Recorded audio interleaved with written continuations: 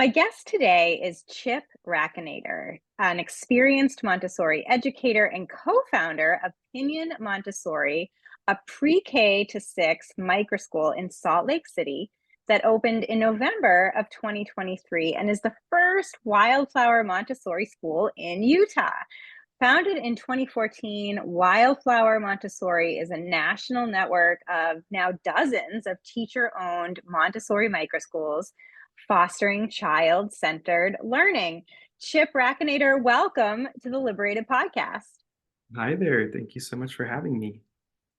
So glad you're here. I was so delighted to be able to visit Pinion Montessori back in December and see, kind of a month up and running, how it was going for you. It's a beautiful space, as Montessori spaces generally are, and especially Wildflower Montessori spaces. Lots of kind of light and natural, toys and natural materials. We can kind of get into a little bit more of the Montessori approach and philosophy. There's access to outside space, all the kinds of things that make, I think, Montessori really special, and Wildflower in particular, such an appealing model that continues to grow and attract more and more families and founders like you. So I want to talk about that, but I'd love to start, Chip, with just a little bit of your background. How did you get interested in education, and how did that lead to Montessori education and to Wildflower? So backing up to kind of your entry point for a career in education, what was that catalyst for you? Yeah. Well, I struggled in school greatly. And it's actually surprising to me now that I am in education because of what a terrible time I had. I have a learning disability and just really struggled going from school to school and never finding an environment that supported me and met me where I was at and what my needs were. And so as soon as I graduated high school, I decided to start supporting neurodivergent children and adults in my area. And that's kind of where I started, was doing respite care for middle school students that were neurodivergent. And then found my way to the Pingree Center for Autism here in Salt Lake City, supporting at that school. And it was just sort of a natural progression. As I was there, I started hearing about Montessori and sort of that method being adopted into the different classrooms at the school that I was at. And then just heard more and more about it until I needed to see what it was.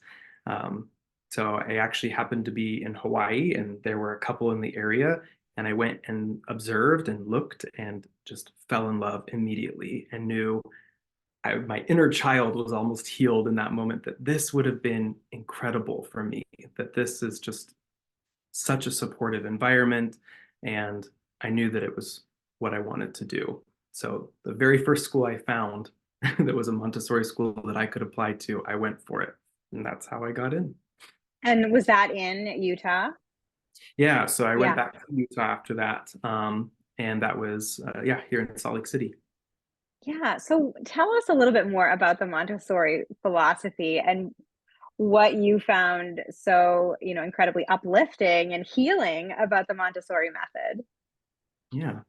Well, I think for starters, it was just the feeling of being in the classroom. So Montessori classroom is student led. That they are busy, but there's a quiet hum to the room where everyone has a task. They know what is ahead of them, and they are making plans for themselves, seeing what they're interested in, and then knowing how to go and teach themselves. Um, so that was what first got me, was that quiet buzz of everyone being busy and intentional and knowing what to do, and so much confidence in all the children that they didn't need someone at the head of the class telling them what to do, when to do it, and how to do it. They were masters of themselves. And so Montessori curriculum is uh, guided by the adult in the classroom, but not led, not dictated by the teacher. Um, so in our classroom, the students create a plan every day of what they want to do and what is sparking their curiosity, and then figuring out how to get there. And then they come to us for support. So we provide small lessons to see what they're interested in, what they need to learn, and finding the space in between so that they can move forward with their educational journey.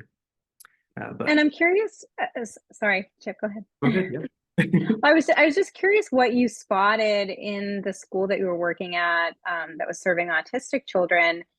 How were they incorporating pieces of this Montessori method in their classroom? Yeah, so it was an ABA model. And so there was a lot of repetition, a lot of functional living skills, um, and sort of looking at the person as a whole and not just academically. Um, and so what we started to do in the classroom was to put things at their level so they were accessible and that the children didn't have to ask for what they wanted and needed, but they were there ready for them. A big part of a Montessori classroom is also that practical life, taking care of yourself, your hygiene, um, taking care of others, taking care of your space, of animals and food. And so a lot of that practical life element was incorporated into my classroom at the center. So then you went off, you visited some Montessori programs in Hawaii, came back to Utah, discovered the Montessori school there, applied for a job. Did you go through the Montessori certification or some kind of training at this time, or kind of how did that experience happen for you in terms of Montessori qualifications? Yeah. So it took me a while actually to make the decision to take my training. I think I sort of experienced the Dunning-Kruger effect a little bit where I thought maybe this isn't what I'm good at. Maybe I can't do this. So it wasn't until my third year as an assistant in a classroom that I thought, you know what, this is for me. This is what I meant to do. So I trained at the Center for Guided Montessori Studies. Um, Incredible program. And I have my upper and lower elementary certification. So, how long were you at the, I hesitate to say traditional Montessori school, but like not a Wildflower micro school, an actual kind of established Montessori school in Utah? How Yeah, long were you there as an educator? I was there for 8 years as an educator. Yeah. Okay. Yeah. And you were working with a couple of other teachers who ultimately became your co founders at Pinion. I'd love to know what drew you, all of you, to education entrepreneurship, to saying, okay, well, we love Montessori, we love this classroom experience, enjoy being teachers. Now we want to be founders and, of course, continue to teach, which is what you do. But what was it that kind of drew you to entrepreneurship? Yeah, it was so Margaret and I, one of my partners, we were co-teachers for 6 of those 8 years that I was at that school. So we grew very, very close. Brandy, my other partner, worked in another classroom, and we all ended up in administration together. And throughout that time, we just kept envisioning a school that was truly accessible, that anyone could come and be part of this educational experience. And we saw a lot of the disparities between those who were able to go to that school and those that were not, and wanting to find a way to bridge that gap. So that was really the the kicker. That's what made us want to start a school, was something that was accessible. And is that what led you to discover Wildflower, which is a pillar of Wildflower is kind of equity and accessibility? Was that part of that kind of research process, or when did that come into the scene? Yeah, funny enough, we sort of stumbled upon Wildflower. Mhm. Randy was at a conference on the East Coast. I'm not sure where actually, but she was just, as a Montessorian, learning as much as she could about Montessori world and getting out there. And she found a booth and just immediately fell in love and came back and told us. And we fell in love as well and thought, this is what we need to do. Yeah, so tell us a little bit more about the Wildflower Montessori approach. What is it about that particular network that you found compelling? And also, I guess, why did you decide to affiliate with a network in the first place? Because theoretically, you could have created your own Montessori micro school that was very kind of equity focused, but you chose to be a part of an established national network. So tell us a little bit about what it is about Wildflower that you really enjoy. Yeah. So ultimately, it is a network of authentic Montessori schools. Everyone that Mm. we've talked with, it is true and true Montessori, and we were all supporting one another in making sure that we are at the cutting edge of everything we do, best practices, making sure that we are refreshing our curriculum and that it is the best that it can be. There are some environments where Montessori can get really stale and it stays the same curriculum over and over and isn't updated and as scientific or as equitable as it can be. And so that's a big draw for us is the innovation. Um, but then also the accessibility and equity that this model that we has been so liberating for us can liberate all those around us, the people who are in our community, and not just those that can afford it, but that true liberation is through an equity practice where we are eliminating the boundaries and the barriers that are keeping those from an education that can change the world. Yeah, and so how does that work in practice, Chip? How does the kind of equity and accessibility model work within the Wildflower approach? Yeah. So firstly, it's looking at the tuition, how people can afford it. Our school in particular uses a tiered tuition model. So families apply for what they can pay for.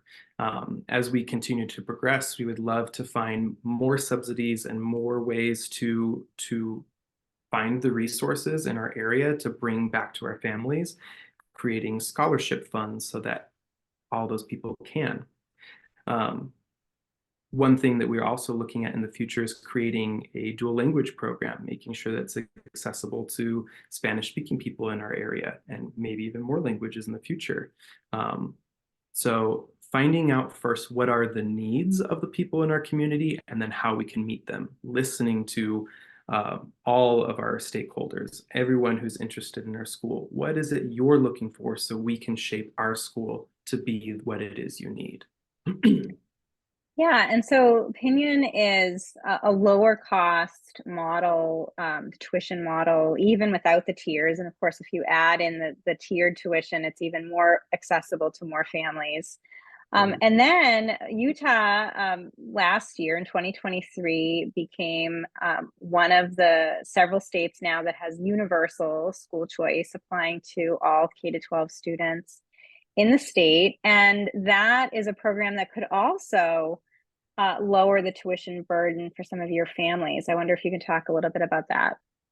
Yeah, so the Utah Fits All Scholarship applications for vendors opened yesterday. We just became approved today. So Oh, uh, congratulations. as soon as those applications open for families, they can apply for that voucher and it will be applicable to our school. But right now, it is up to $8,000 for families to use that voucher in how they would like to use it, and one of them being our school.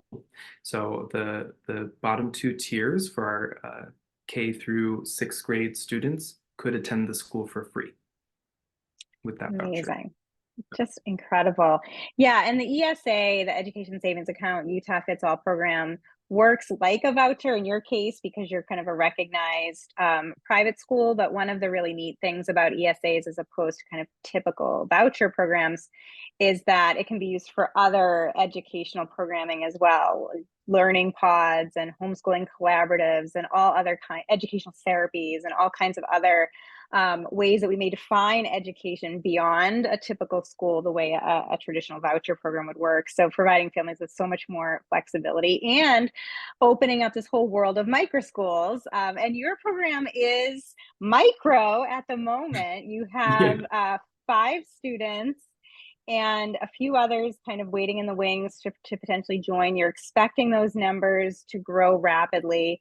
Part of the reason that it's small to begin with was because you had issues around space over kind of the first year of planning to open Pinion. I wonder if you can talk about some of those startup challenges Yeah.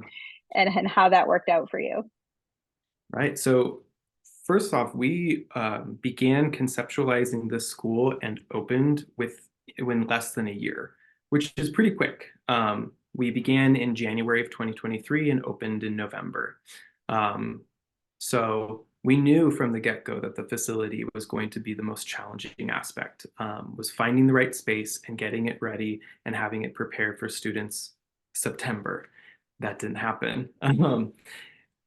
The way we wanted to make sure that our school was located in a low income census zone so that we were not only accessible to families from lower income families, but also that we were within close distance, that geographically it was accessible, close to public transportation, close to libraries and parks.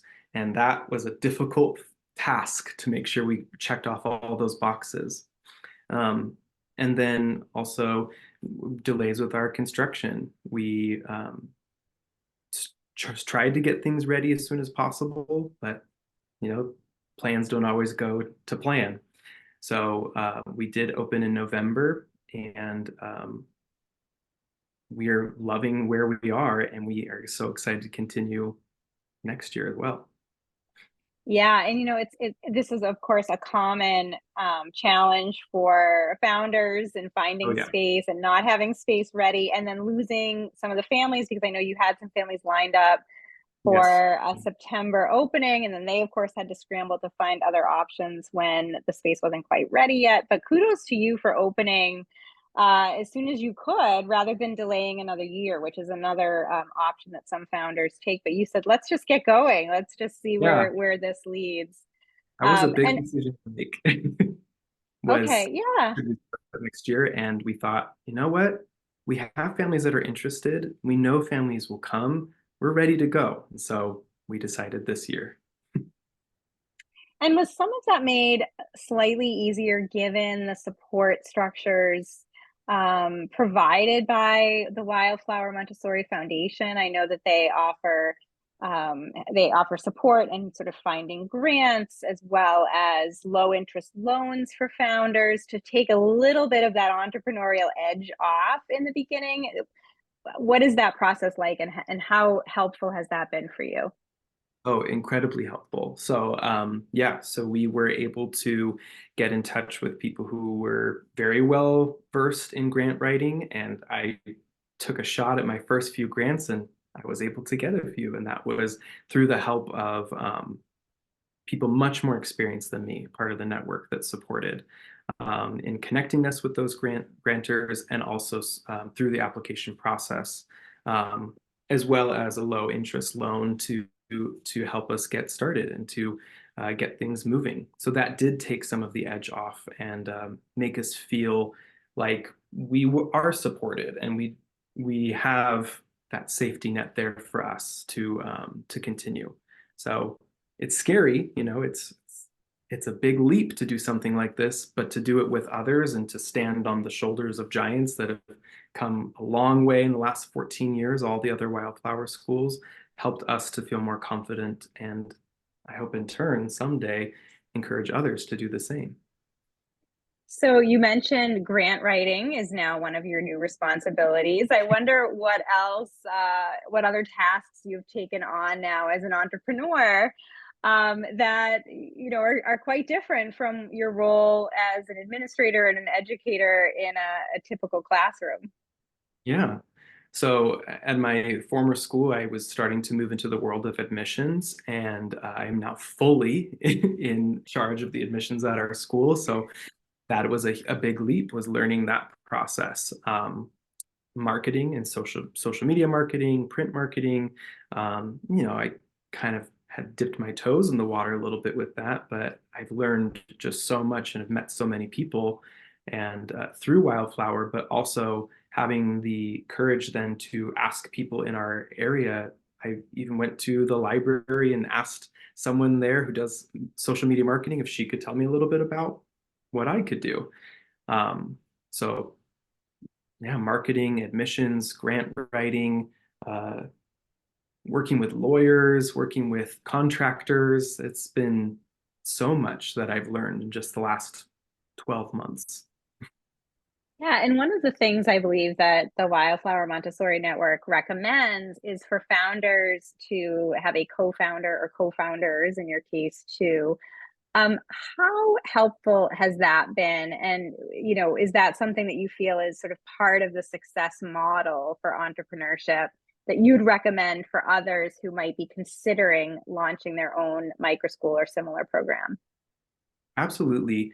I mean, myself, Margaret, and Brandy, we are all so different and have so many different skills that we're able to meet with one another, see what each person feels the most comfortable with or what their skills are, and take on those different tasks. There are areas of what we've done in this last year that I couldn't take on because it just doesn't suit me. But having them to be there as support, as advice, having someone to bounce ideas off of, share the workload, I don't think it could be done alone. And our model is a little different from other wildflower schools in that we are early childhood and elementary. Um, and so Yeah, we have the three of us in those different expertise. that's so great. And that actually gets to one of my other questions, Chip, which is what is attracting families to your program?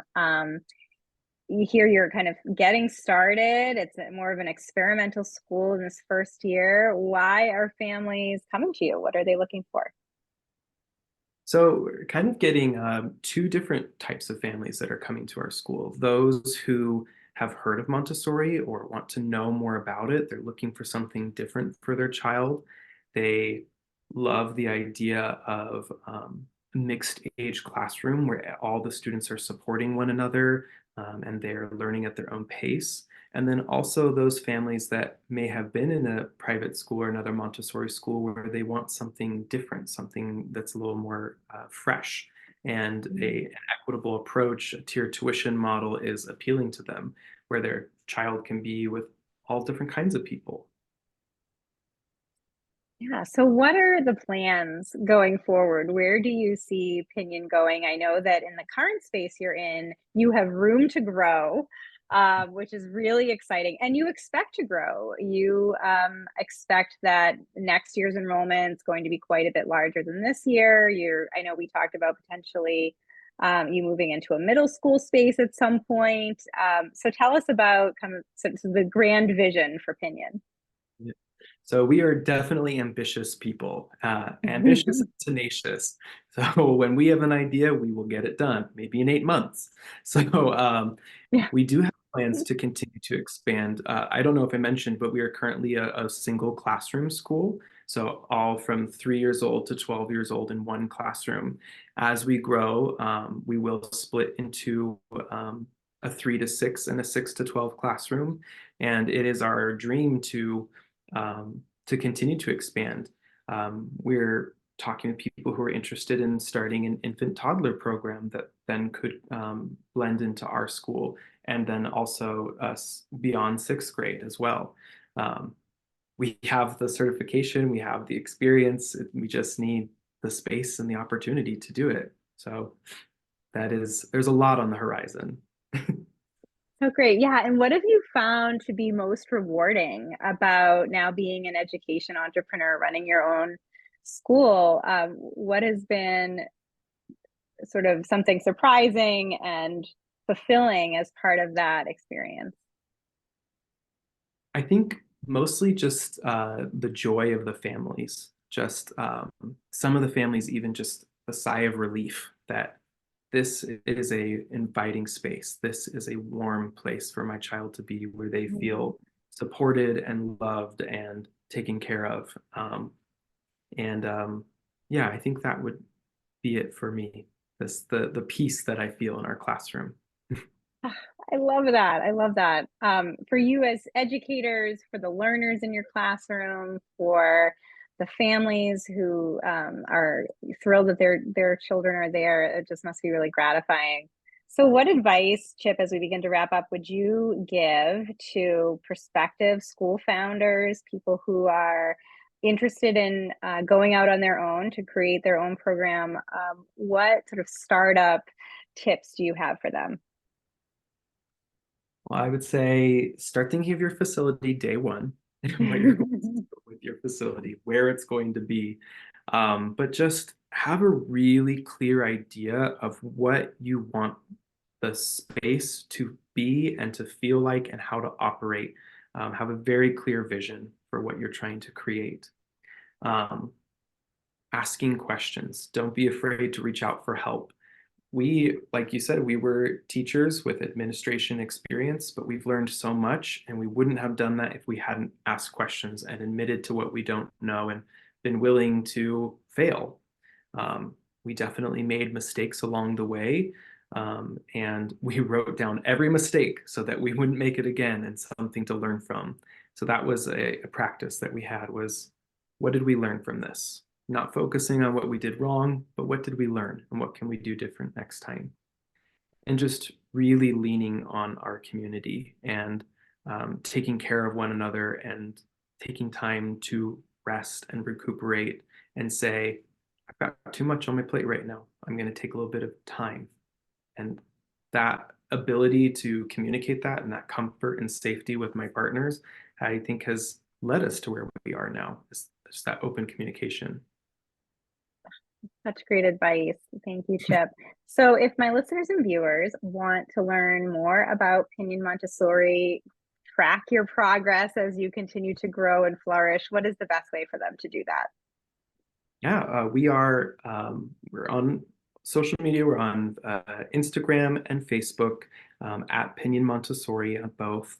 Our website is a great place to go learn more about us and what we're doing. We have a newsletter that goes out monthly, the Pinecone Post, and that people can sign up on our website as well, just on the front page, pinionmontessori.org. The spelling of Pinion is a bit unique. It's a Pinyon. Took a long time to get to that spelling of the name, but that's us. Anywhere you'd like. So great. Well, best wishes to you and your team at Pinion Montessori. I look forward to checking in with you and seeing how things are going over the coming months and years. And Chip Brackinator, thank you so much for being on the Liberated podcast. Thank you so much. I really appreciate you taking the time to meet with me.